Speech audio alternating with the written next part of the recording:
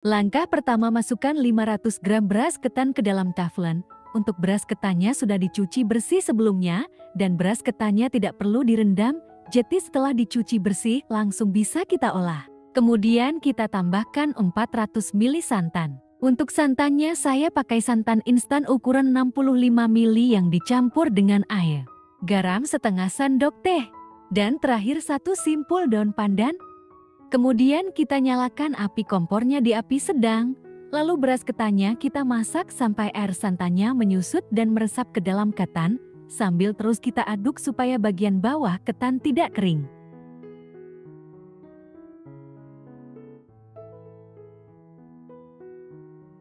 Jika beras ketannya sudah terlihat kering dan air santannya juga sudah menyusut dan meresap ke dalam ketan seperti ini sudah cukup. Lalu beras ketannya bisa langsung kita angkat dan pindahkan ke dalam kukusan yang telah mendidih.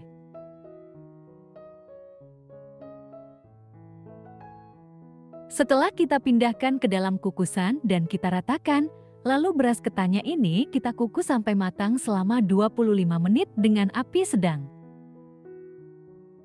Setelah 25 menit dikukus, ini ketannya terlihat sudah matang. Saat kita aduk juga sudah terasa lembut.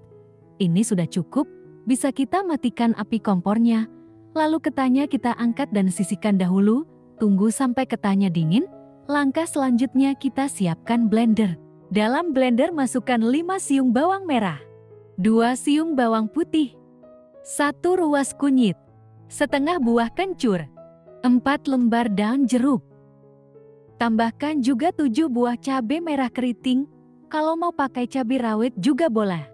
Dan terakhir kita tambahkan dengan secukupnya air putih, ini tujuannya supaya mudah menghaluskannya. Kemudian semua bahan ini kita blender sampai halus.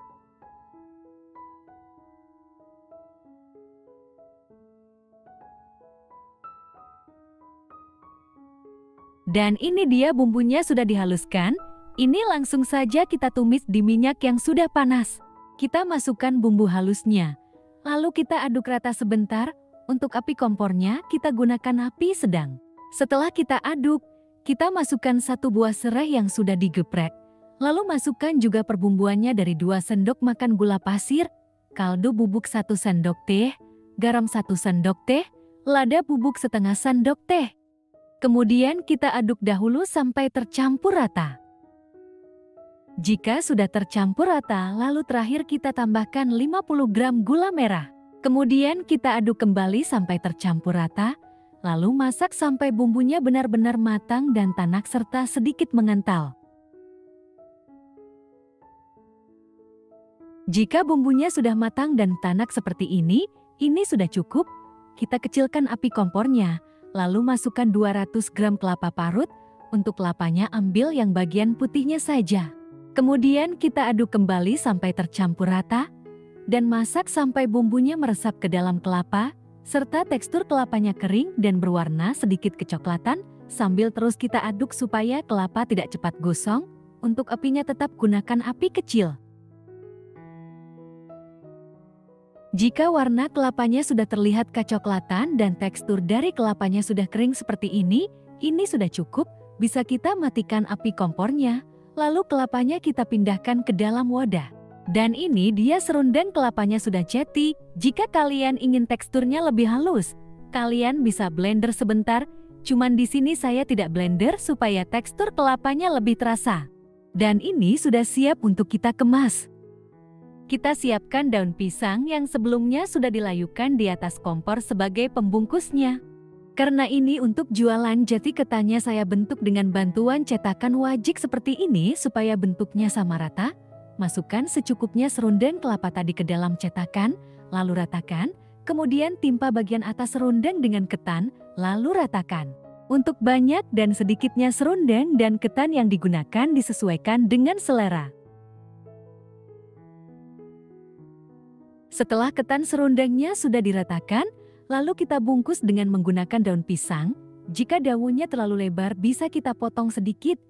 Jangan lupa beri alas plastik di bagian atas ketan serundengnya supaya tetap bersih dan terbebas dari kotoran. Dan untuk cara membungkus ketan serundengnya bisa disimak pada video.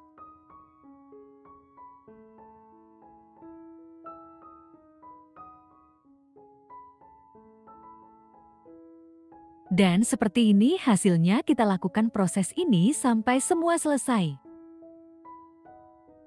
Dan ini dia ketan serundeng bungkus daun pisangnya sudah dibungkus semua. Satu resep ini menghasilkan 18 buah. Ini cocok sekali sebagai menu ide jualan atau cemilan bersama keluarga. Kalau mau dijual bisa di kisaran harga 2.000 sampai 2.500 atau bisa disesuaikan saja. Ketan serundengnya ini selain bahannya ekonomis, rasanya juga enak. Ketannya pulen, serundengnya manis, gurih, tidak cepat basi dan yang jelas lebih mengenyangkan. Oke, sekian dulu video dari saya. Semoga bermanfaat. Dan yang mau jualan saya doakan semoga laris manis. Jika kalian suka dengan video ini jangan lupa like, komen dan subscribe.